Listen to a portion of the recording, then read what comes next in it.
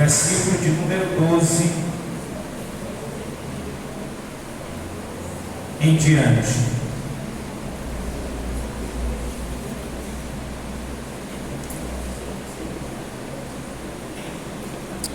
Quantos já encontraram o texto, diga amém.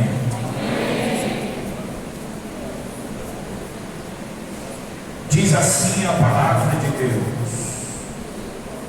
porque assim como o corpo é um e tem muitos membros,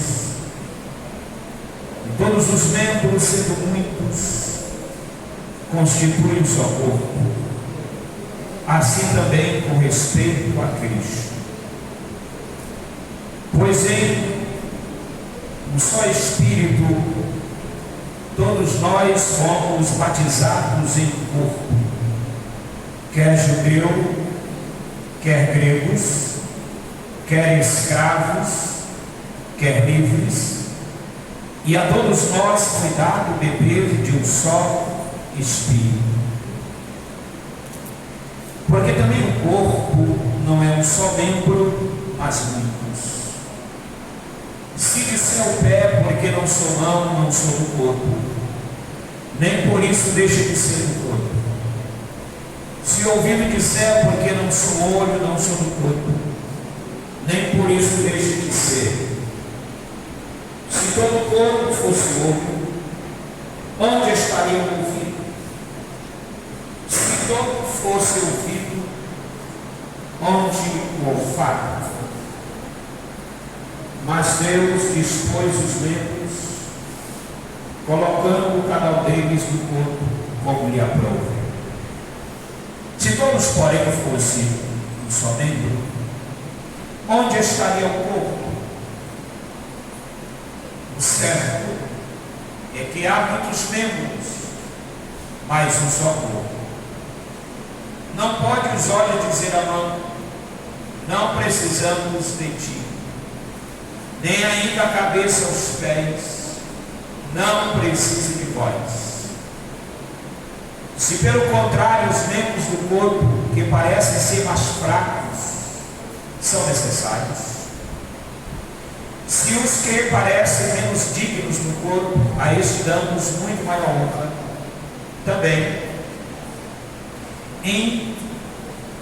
também os que em nós são decorosos, revestimos de especial honra. Mas os nossos membros nobres não têm necessidade disso. Contudo, Deus ordenou o corpo, concedendo muito mais honra àquilo que menos tinha, para que não haja divisão do corpo, pelo contrário, coopere os membros com igual cuidado em favor dos outros, de maneira que se um membro sofre, todos sofrem com ele. Se um deles é honrado, com ele todos se regozijam. Ora, vós sois corpo de Cristo, individualmente membros desse corpo. A uns estabeleceu Deus na igreja, primeiramente apóstolos, em segundo lugar profetas, em terceiro lugar mestres, depois operadores de milagres, dons de curar, socorros, governos, variedade de línguas. Porventura, são todos apóstolos? Ou todos profetas? São todos mestres? Ou operadores de milagres? Têm todos dons de curar? Falam todos em outras línguas? Interpretam-nas todos? Entretanto, procurai com zelo os melhores dons. Amém. Nós queremos dar continuidade sobre este assunto. Vamos retornar que falamos em uma das quintas-feiras de 2022, no mês de dezembro.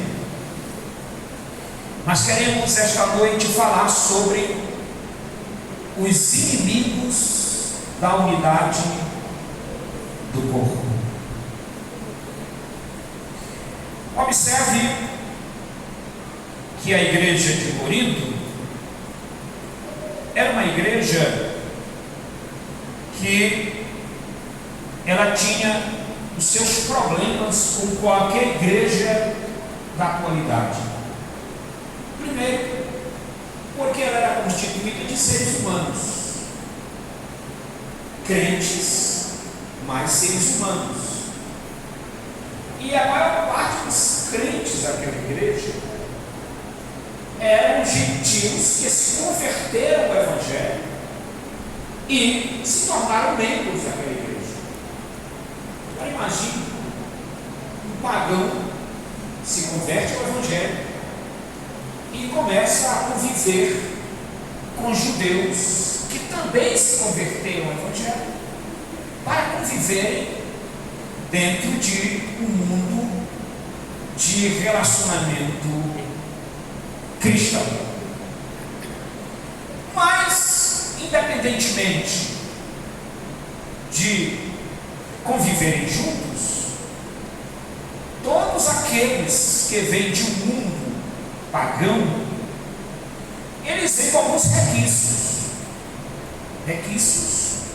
que muitas das vezes esses requisitos são costumes, são hábitos que não foram quebrados, que não foram tirados das suas vidas. E esses requisitos eles trazem para o mundo cristão e aplicam no relacionamento na igreja, juntamente com os irmãos da igreja. E são hábitos estes, são costumes estes, que trazem problema para a estrutura da igreja, para quebrar a configuração da unidade da igreja, para quebrar a comunhão da unidade da igreja. Então, Paulo escreve trazendo a unidade da igreja, exemplificando essa unidade como um corpo orgânico. Esse corpo orgânico, ele começa a dizer, no versículo de número 13, o seguinte: pois em um só Espírito, todos nós fomos batizados em um corpo, quer judeu, quer gregos, quer escravos, quer livres, e a todos nós foi dado beber de um só Espírito.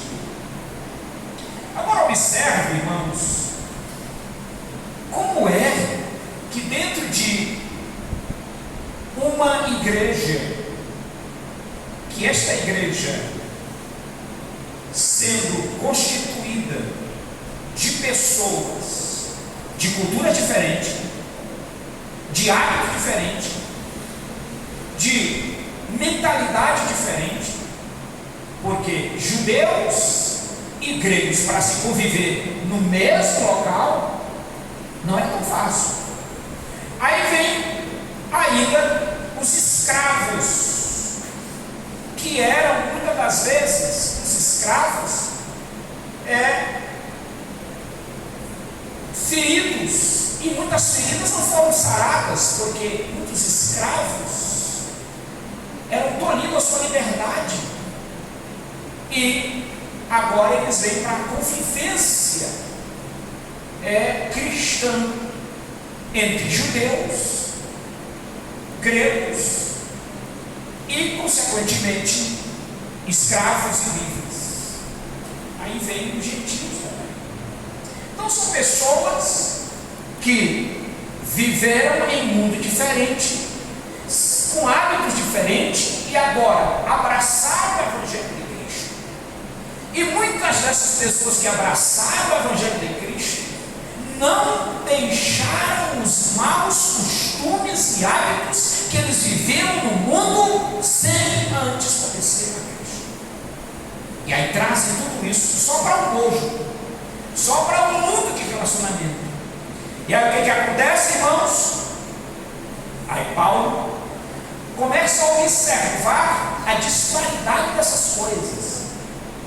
E ele começa a dizer e ensinar o seguinte, trazendo à igreja a ideia da organização do corpo orgânico da igreja. Ele diz, porque também o corpo é um só membro, mas muitos. Não é um só membro, mas muitos. Se disser o pé, porque não sou mão, não sou do corpo, nem por isso deixa de ser do corpo. Se o ouvido disser, porque não sou olho, não sou do corpo, nem por isso deixa de ser. Se todo o corpo fosse olho, não estaria ouvido. Se todo fosse ouvido, olfato. Mas Deus dispôs os membros, colocando cada um deles no corpo, como lhe aprouve. Paulo começa a trazer à igreja a ideia da unidade do corpo com a diferenciação dos membros do corpo. Cada um membro ligado ao corpo, mas cada um faz uma função que foi chamado para fazer no corpo.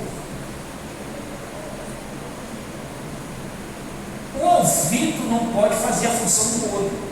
Ele não pode sair da posição de ouvido para ir para a posição de olho.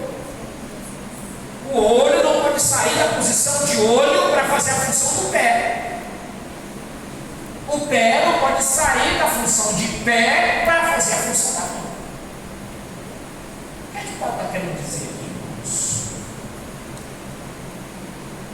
É que você não pode entrar em choque com seu irmão, porque ele é diferente de você. Você tem que saber conviver com essa diferença. Ele tem os seus conflitos, tem os seus problemas, tem um temperamento diferente, tem uma vida diferente, mas você tem que saber que ele é diferente mesmo. E você tem que conviver com essa diferença. Ele não tem que ser igual a você. Ele é diferente mesmo. Tem uns que gostam de estar mais na frente, tem uns que gostam de estar se apresentando, tem uns que gostam de estar sempre nos holofotes. Não, você tem que saber conviver com eles. Tem uns que têm a língua grande, você dá mesmo conviver com eles. Agora, quais são os inimigos dessa unidade? Quais são os inimigos que descaracterizam essa unidade? Nós vamos ver aqui os inimigos. Os inimigos, eles são aqueles mesmos costumes do mundo passado, da vida passada. Vamos para o livro de Colossenses. O livro de Colossenses vai nos dar a ideia desses inimigos, ou desses costumes, desses hábitos que vivíamos no passado e, consequentemente, ainda muitos deles vivem no presente. Colossenses capítulo número 3, o versículo de número 5 em diante, diz assim: fazei-vos morrer a vossa natureza terrena, prostituição, impureza, paixão lasciva, desejo maligno e avareza, que é idolatria. Por estas coisas é que vem a ira de Deus sobre os filhos da desobediência. Ora, nestas mesmas coisas andastes vós também noutro tempo, quando vivias nelas. Agora, porém, despojai-vos igualmente de tudo isto: ira, indignação, maldade, maledicência, linguagem obscena do vosso falar. Não mintais uns aos outros, uma vez que vos despistes do velho homem com seus feitos, e vos revestistes do novo homem, que se refaz para o pleno conhecimento, segundo a imagem daquele que o criou, no qual não pode haver nem grego, nem judeu, nem circuncisão, nem circuncisão, bárbaro, cita, escravo, livre, porém Cristo é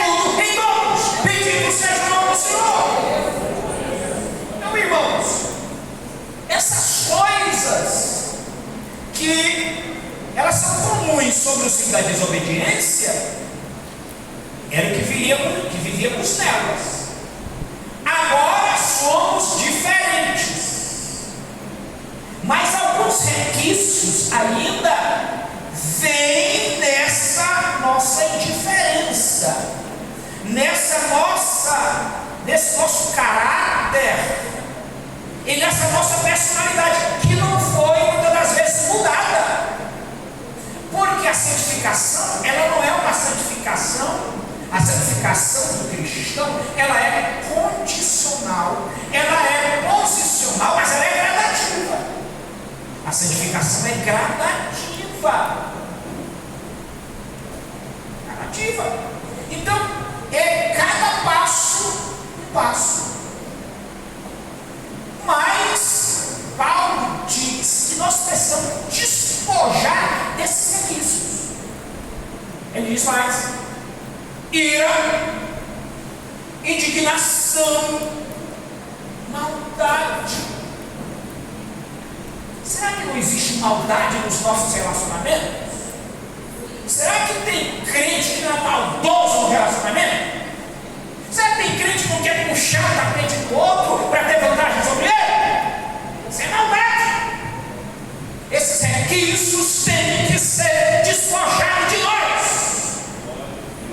Porque em Cristo nós somos nova criatura, gerados pelo Espírito Santo. Bendito seja glória a Deus, aleluia. Aí diz mais: maledicência, linguagem obscena do vosso falar, língua ferina, língua torpe.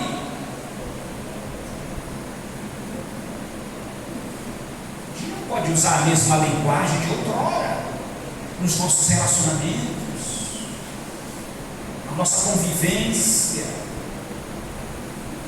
cristã.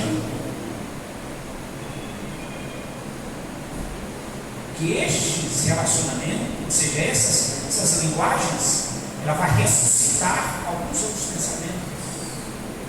Ela vai dar margem a outros pensamentos e às vezes feridas que não foram curadas. Vai dar margem a isso. Diz mais: não mintais uns aos outros. Crente com a cara lavada, mentindo para o outro.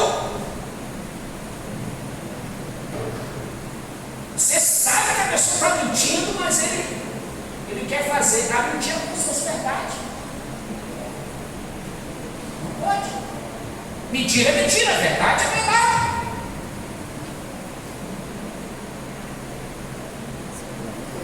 Mas pastor, por que acontece isso nos relacionamentos? É porque a pessoa está ainda na mesma situação de outrora. Não houve uma mudança. Esses hábitos, esses costumes não foram mudados. Ele é crente, então ele está se santificando, mas ele precisa ouvir a palavra, ele precisa absorver a palavra, para que isso seja cortado do seu caráter, da sua vida, para que ele possa ter um relacionamento sadio com o seu irmão. Glória a Deus, aleluia. Aí Paulo diz assim: não mintais uns aos outros, uma vez que vos despiste do velho homem. Alguém diz assim: mas velho homem